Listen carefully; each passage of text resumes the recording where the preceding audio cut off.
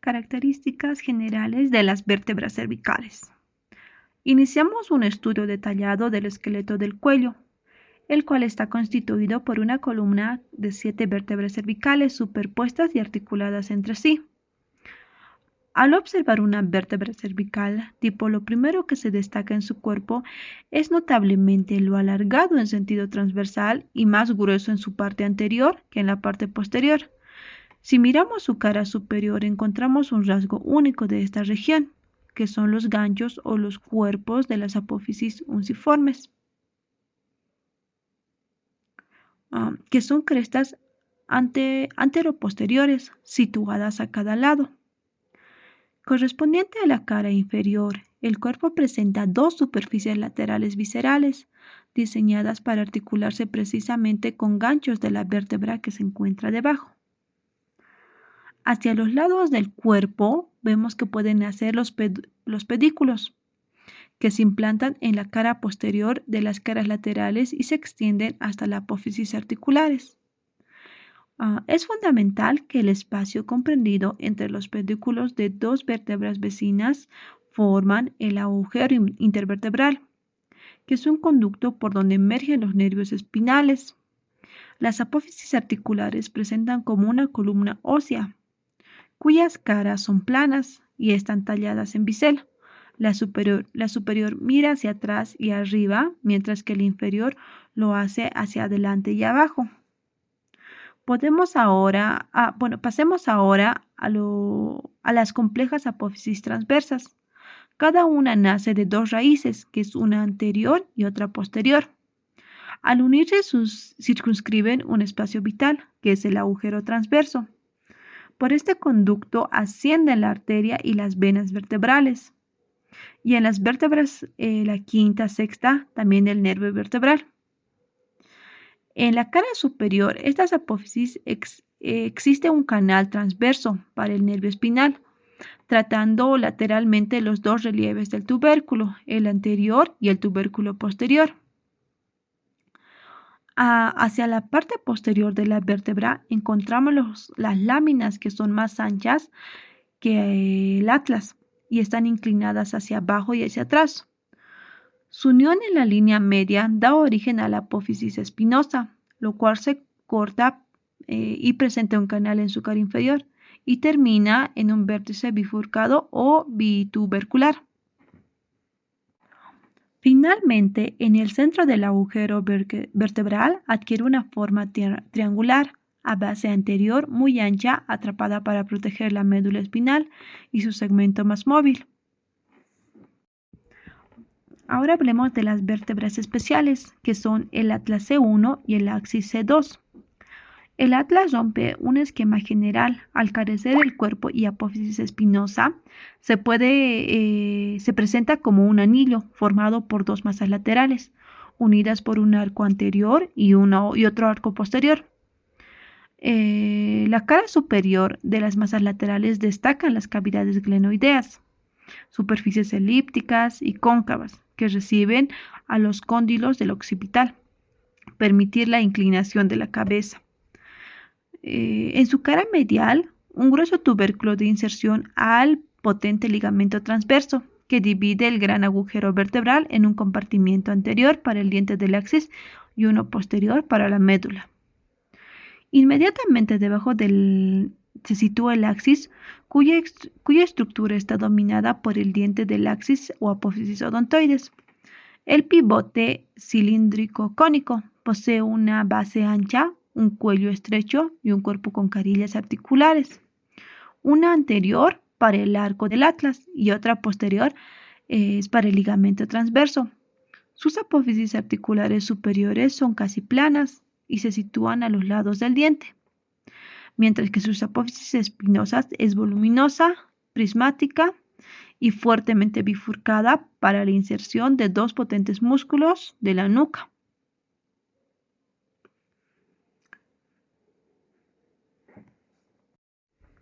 Vértebras cervicales medias de la C3 a la C5 y la especialización de la C6. Al analizar el bloque central de la columna cervical correspondiente de las vértebras, las C3, C4 y C5, Observamos fielmente el modelo de la vértebra tipo. El cuerpo vertebral presenta en su cara superior dos ganchos o apófisis unciformes que se dirigen verticalmente para articularse con superficies biseladas de la vértebra superior. Los pedículos nacen de la cara posterior y de las caras laterales del cuerpo, y su disposición curva delimita el agujero intervertebral, conducto fundamental, por donde emergen las raíces de los nervios espinales. Tenemos ahora la apófisis transversa. De estas vértebras son especialmente complejas. Cada una posee dos raíces que rodean el agujero transverso, permitiendo el paso protegido de la arteria y de las vértebras. De la arteria y de las venas vertebrales. En su cara superior, estas apófisis presentan un canal profundo destinado al nervio espinal, terminando lateralmente en dos relieves, el tubérculo anterior y el tubérculo posterior. Hacia atrás, las láminas se unen en una línea media para formar la apófisis espinosa, que es corta y presenta un vértice bifurcado bitubercular. Sin embargo, al llegar a la sexta vértebra cervical 6-6, encontramos una modificación anatómica enorme, relevante y clínica. El tubérculo anterior de la apófisis transversa se vuelve excepcionalmente grueso, largo y saliente. Este relieve es conocido universalmente como el tubérculo carotideo o el tubérculo de Chassaing. Su importancia radica en que se sitúa exactamente a la altura del cartílago cricoides y sirve como el principal punto de referencia para comprimir la arteria carótida común contra la columna vertebral en maniobras de emergencia o quirúrgicas. También nos destaca que este tubérculo es más prominente de toda la serie cervical y su palpación es la clave para la topografía del paquete vasculonervioso del cuello.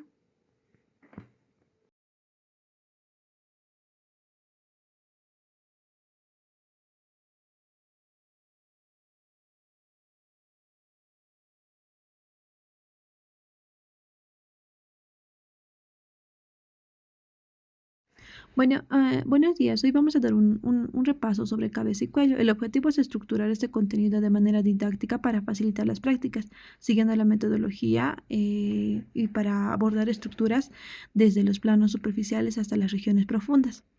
Iniciamos el estudio detallado con el componente muscular que nos proporciona en base sólida a correlacionarlo con estructuras óseas subyacentes, en evaluaciones de reconocimiento anatómico, musculatura y en un tema recurrente, por lo que es fundamental seguir el orden estricto de afuera hacia adentro. Bueno, también tenemos que al examinar la región cervical debemos recordar que los músculos se organizan en varios planos superpuestos. Comenzamos en la región anterolateral, también tenemos en el plano más periférico, en el cual está constituido por el músculo ancho y delgado cutáneo, el músculo platisma o el músculo del cuello. En la nomenclatura anatómica actual, los nombres están estructurados y nos indican inserciones inmediatamente por debajo del platisma. Localizamos un elemento en la región anterolateral del cuello o del músculo esternocleidomastoideo, en el cual podemos delimitar con mayor claridad esta proyección. También nos dice que recibe denominación debido a sus puntos de fijación, o sea, perfectamente definidos. Presenta un origen basal dividido en dos haces, una inserción medial mediante el esternón y una inserción clavicular.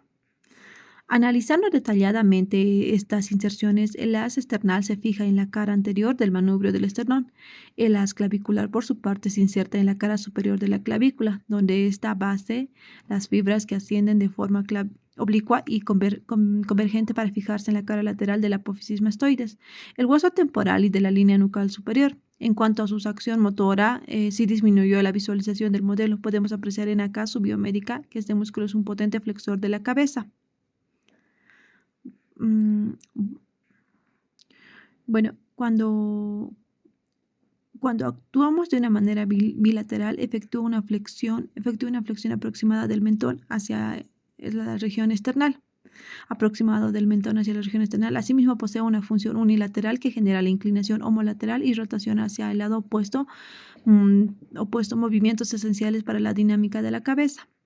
También tenemos que concluía con la descripción del plano superficial. Procedemos a realizar una resección virtual acá en el músculo esternocleidomastoideo para evidenciar los planos subyacentes.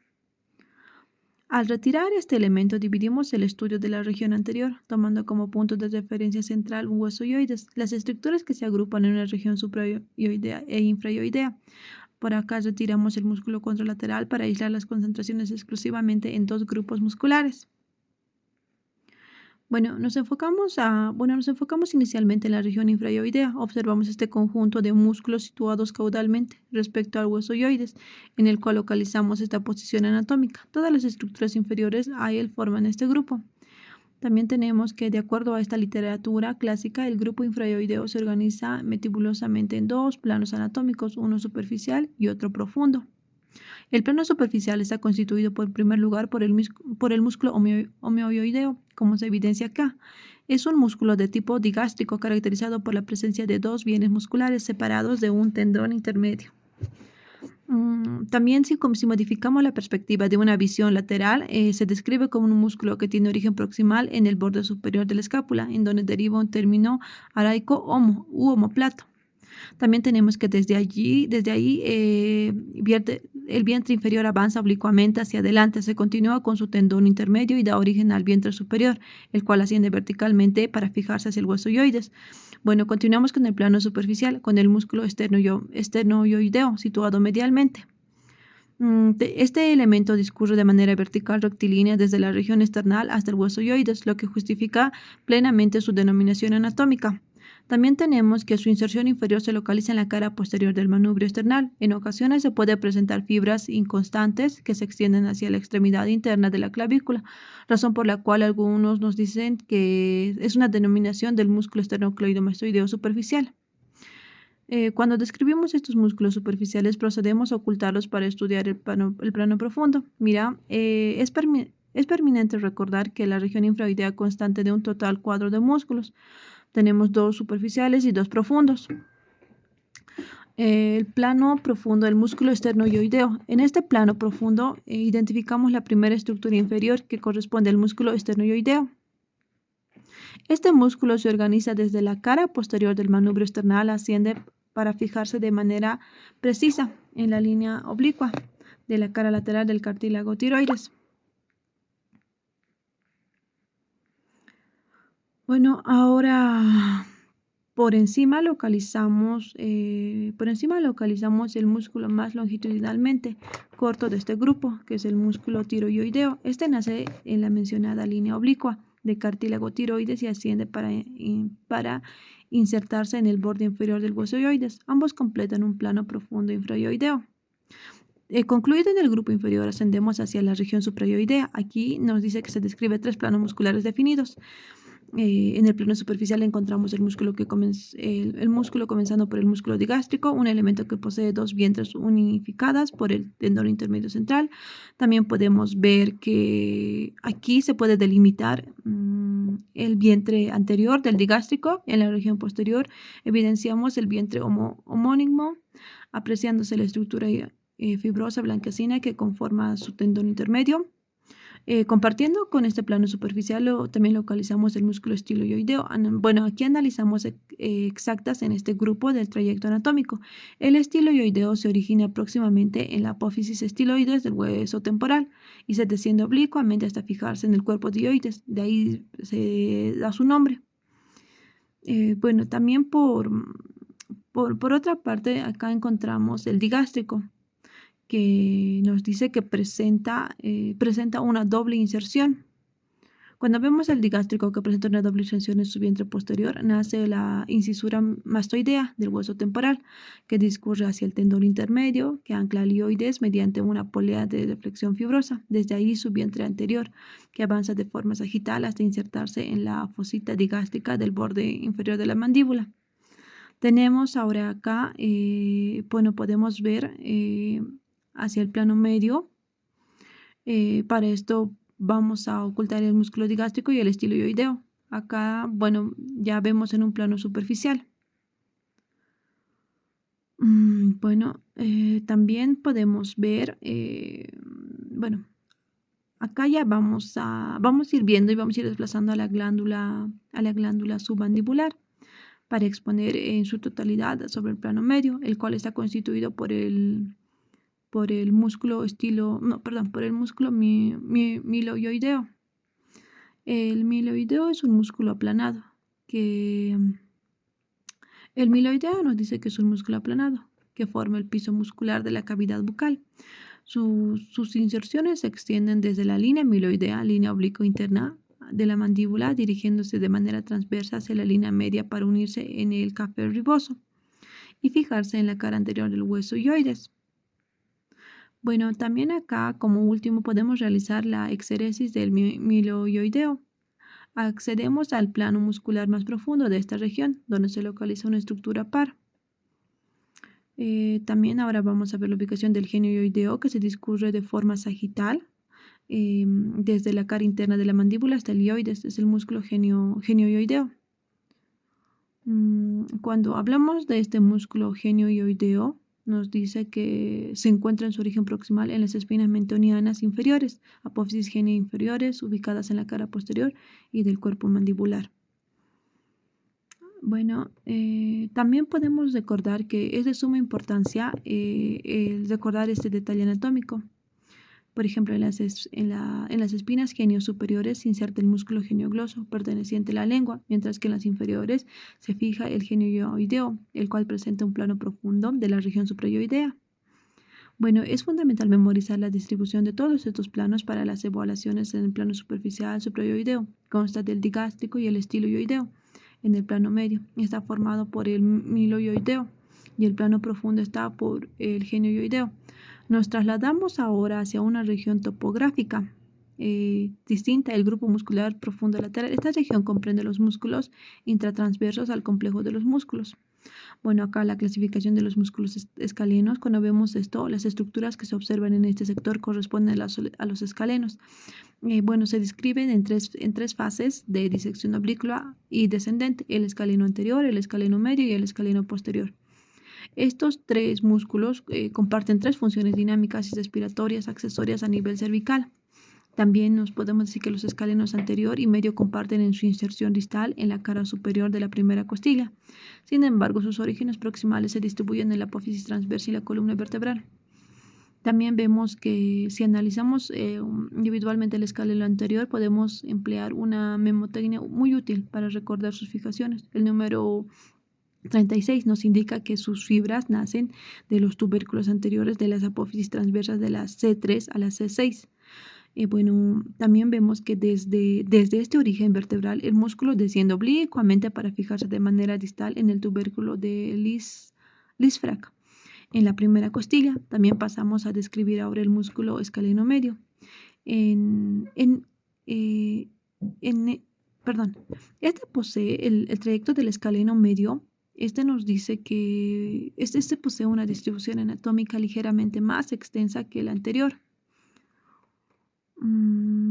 Bueno, sus fibras se originan en los tubérculos anteriores de la apófisis transversa de las vértebras cervicales, abarcando de forma regular desde la segunda hasta la séptima vértebra cervical. El músculo escaleno posterior. En contraste, el músculo escaleno posterior modifica su patrón de inserción, haciendo que exclusivamente que los tubérculos posteriores y las apófisis transversas cervicales se extiendan desde la C4 hasta llegar a la C6 y terminando la segunda costilla.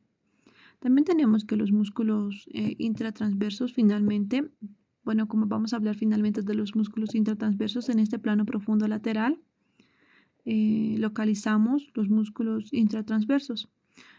En el músculo lateral de la cabeza, en estos pequeños fascículos nos dicen que en estos pequeños fascículos se ocupan entre las apófisis transversas consecutivas. Cabe descartar que el músculo recto lateral de la cabeza es visible en la porción superior. Presenta técnicamente el primer músculo intratransverso de la región. Bueno, ahora tenemos un grupo profundo medio. Tenemos los músculos prevertebrales.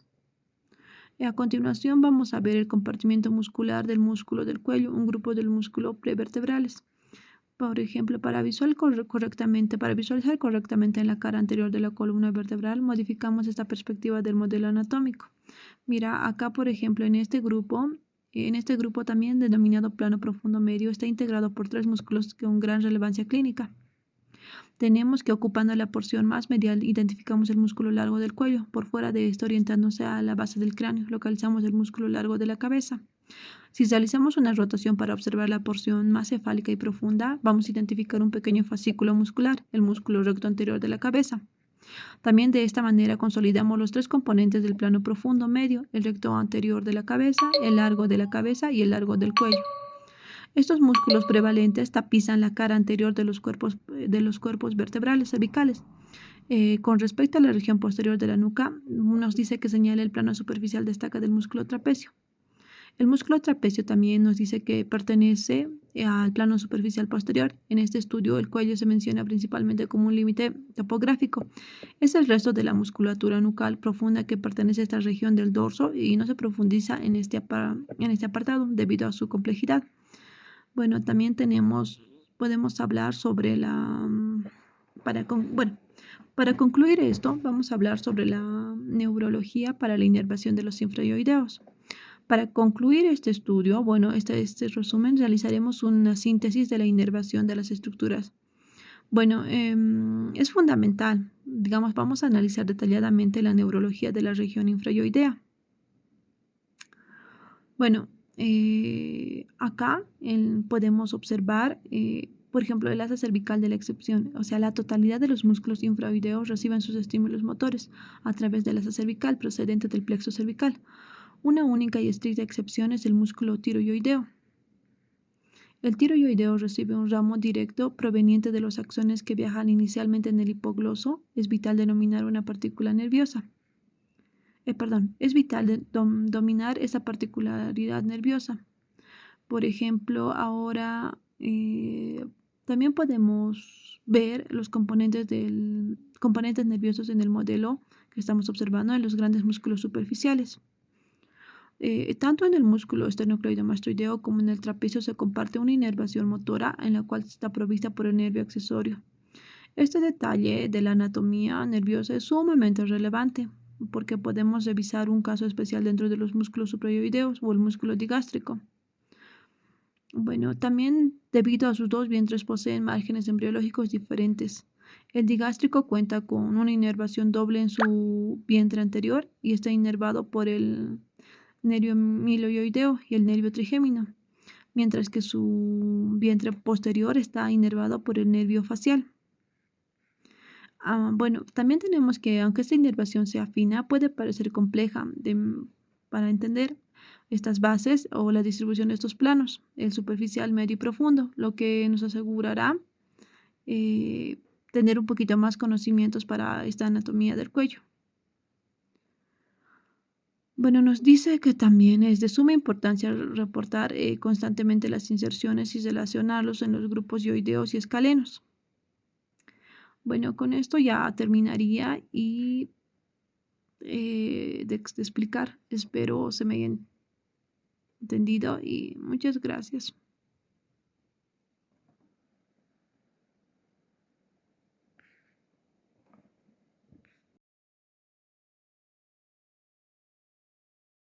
Profundo sobre, ahora solo vamos a ver las regiones del cuello, analizar minuciosamente sus regiones, sus límites, sus subdivisiones tridimensionales. Como podemos apreciar en esta proyección, si trazamos líneas imaginarias sobre estas estructuras en el cuello, se puede hacer proyectado macroscópicamente bajo la geometría de un cuadrilátero, lo que clínicamente denominamos un continente cervical. Por ejemplo, en primer lugar, hacia arriba, el límite superior está constituido por el borde inferior del cuerpo de la mandíbula. Es un término que, en esta línea continúa posteriormente desde el ángulo de la mandíbula, conocido como gonión, mediante una línea imaginaria cervicofacial que se extiende hacia la apófisis mastoides del hueso temporal, englobando este trayecto a la región carotidia. En segundo lugar, podemos ver hacia abajo un límite inferior que está perfectamente delimitado con el borde superior de la clavícula y la escotadura yugular del esternón. marcando hacia la tensión del tórax. En tercer lugar, vemos hacia adelante el límite que lo constituye de la línea media anterior del cuello, un plano sagital medio superficial. En cuarto lugar, hacia atrás, este cuadrilátero cierra su límite posterior en el borde del músculo trapecio que marca el inicio de la región de la nuca. Ahora vamos a ver las disecciones que encontramos en esta estructura con gran eje. Por ejemplo, vemos el músculo esternocleidomastoideo. Es un potente músculo dispuesto de forma oblicua. Está dispuesto de forma oblicua y descendente hacia la apófisis mastoides, hacia el esternón de la clavícula. Actúa como un tabique divisorio de fragmentos de gran cuadrilátero en el cuello. Tenemos dos macroregiones fundamentales. Por delante de su borde anterior localizamos la región cervical anterior o el triángulo ventral. Y por detrás de su borde posterior se sitúa la región cervical lateral, denominado como en la clínica como el triángulo posterior del cuello. Nos dice que es sumamente crítico y se describe como un plano superficial. Encontramos en Rouvier. Ya. Es sumamente crítico detenernos aquí para describir el techo o los planos de revestimiento. En el acto quirúrgico o en una disección tras incidir la piel no encontramos estos triángulos expuestos de forma inmediata. Nos enseña que existe una estratégica estricta en el primero, que se halla el tejido celular subcutáneo, que se aloja el músculo platisma o músculo cutáneo del cuello, encargado de la mímica cervical. Después, inmediatamente del profundo al platisma, se extiende de manera interrumpida la lámina superficial de la fascia. Esta lámina de tejido tapiza por completo el cuello a modo de venda y nos dice que tapiza por completamente el cuello a modo de venda. Y ahí encontramos encontrarse con el esternocleidomastoideo y el trapecio. También sé que se desdobla en dos hojas para envainarlos. Por lo tanto, clínicamente entendemos que la piel, el platisma y la lámina superficial de la fascia cervical constituye el techo anatómico común invariable para todas las regiones que describiremos después. Ya. Ahora vamos a hablar sobre las subdivisiones de la región anterior, visión frontal y el principio de la simetría. Bueno, ahora nos vamos a concentrar específicamente en la región cervical. Observamos en este video cómo es el gran espacio que se divide en compartimientos más específicos gracias a la presencia de la interacción de los... gracias a la interacción de los...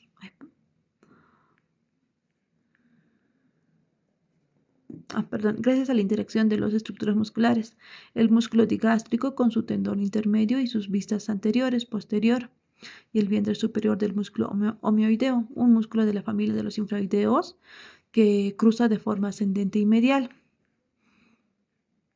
Ya. Aquí también podemos aplicar el riguroso concepto sobre las celdas faciales y la simetría bilateral. Acá se describe que los vasos y los nervios viscerales no están disueltos, sino agrupados en celdas herméticas. También hay una perspectiva estrictamente anterior o frontal, que se vuelve evidente de que 3 de estas subdivisiones son estructuradas anatómicas.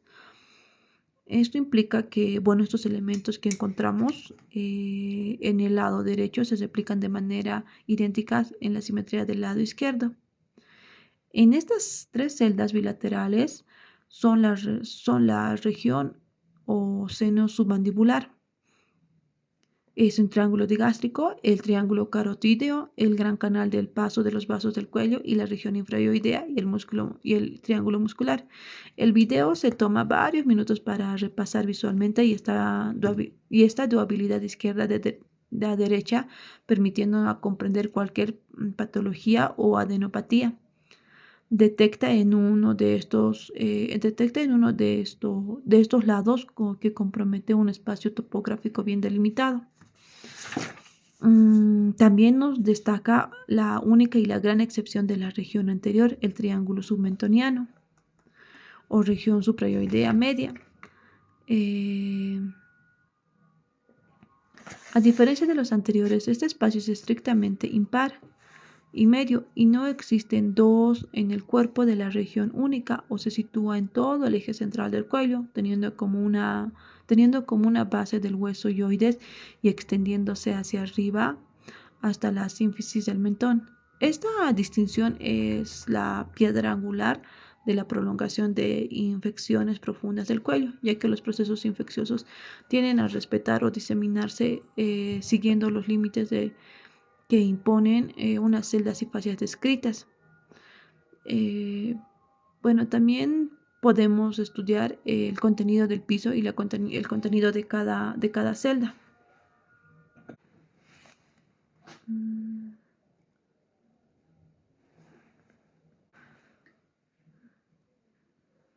Ahora vamos a hablar sobre la celda submandibular y el triángulo digástrico. Bueno, vamos a analizar el primer lugar de la región de la celda submandibular, conocida tradicionalmente como el triángulo digástrico. Sus límites periferios están dados hacia arriba por el borde inferior de la mandíbula, hacia abajo por los vientres anterior y posterior del músculo digástrico. Bueno, si vamos a ver este espacio de manera tridimensional, nos obliga a estudiar el piso o fondo de la celda, el cual está constituido por un plano muscular doble. En la porción anterior encontramos al músculo miloioideo, bueno, que nos dice que actúa como el verdadero suelo de la boca, o en una situación más posterior o profunda al músculo hiogloso. También podemos ver bueno, podemos observar o inspeccionar el contenido noble del elemento que domina y da nombre a este espacio, que es la glándula submandibular. Esta glándula salival está acompañada superficialmente por la arteria facial y por la vena facial, las cuales se realizan en un trayecto sinuoso cruzando por el borde de la mandíbula. En los planos más profundos del piso discurren la arteria lingual y el nervio hipogloso, que estas son estructuras vitales para nuestra vascularización y nuestra inervación de la lengua. Bueno, bueno, ahora vamos a hablar sobre el triángulo carotidio. Es un espacio vasculonervioso alto.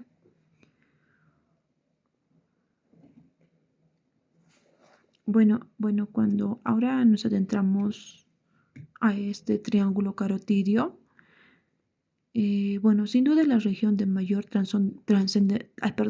trascendencia quirúrgica y vascular del cuello.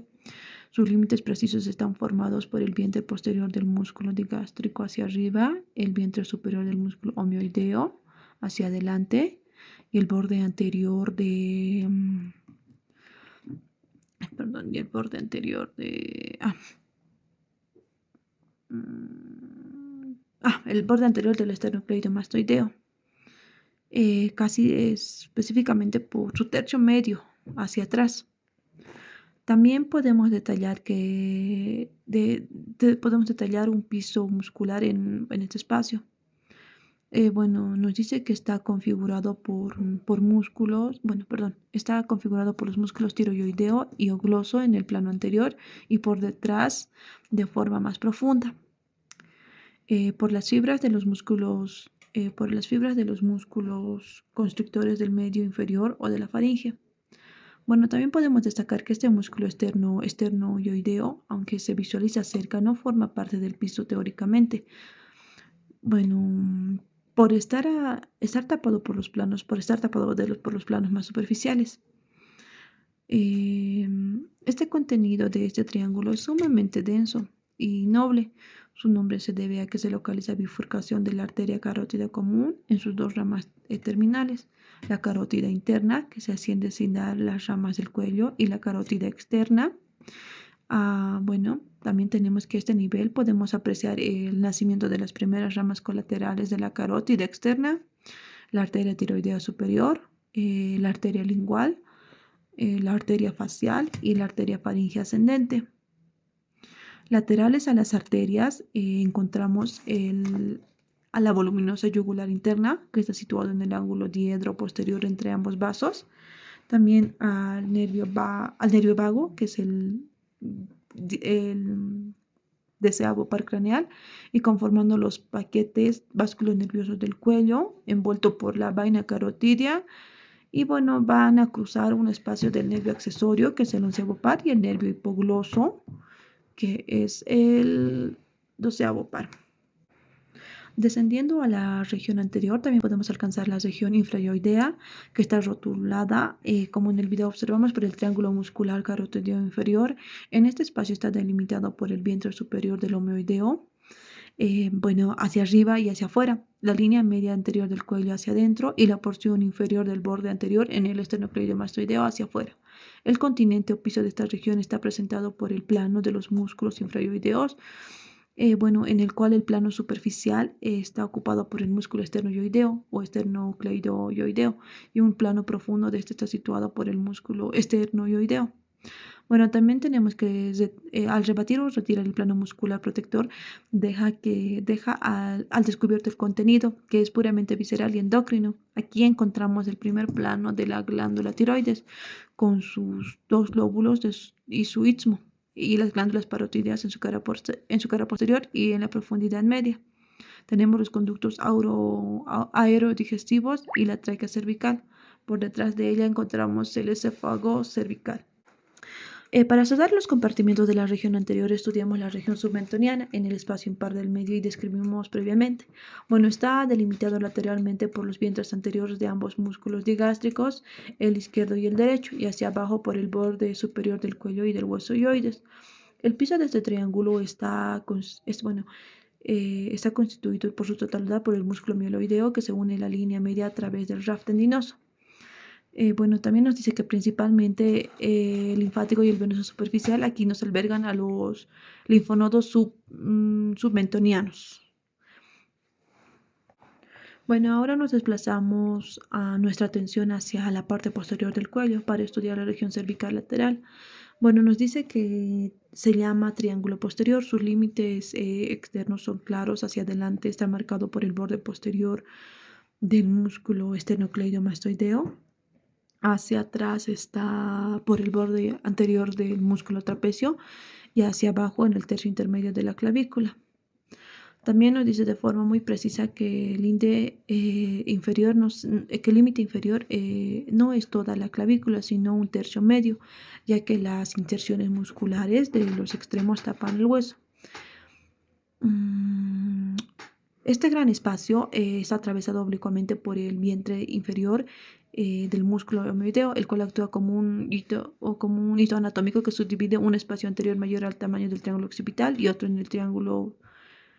espacio inferior que es en el triángulo subclavicular u homoclavicular, que está cerca a la clavícula. Bueno, también ahora vamos a hablar sobre el músculo facial, contenido lateral del cierre. Por ejemplo, vamos a estudiar a fondo la región cervical lateral. Nos encontramos con una descripción. Todo este plano muscular profundo está herméticamente tapizado por una lámina prevertebral y la fascia cervical. La aponeurosis cervical es la más profunda, la cual protege los músculos de la columna vertebral y actúa como un piso del triángulo. Cuando nos ponemos a analizar estos músculos, nos dice que configuran este piso, que están dispuestos ordenadamente, que es de arriba hacia abajo y de atrás hacia adelante. A medida que se exponen, identificamos primero los músculos, el esplenio de la cabeza, que está inmediatamente debajo del músculo elevador de la escápula, seguido del músculo escaleno posterior, el músculo escaleno medio y por último a base profunda es el músculo serrato anterior. También nos dice que este músculo escaleno anterior, escaleno anterior se encuentra oculto estructuralmente por el cuerpo esternocleidomastoideo, por lo que Bueno, como decíamos, que por lo que teóricamente no forma parte del piso libre.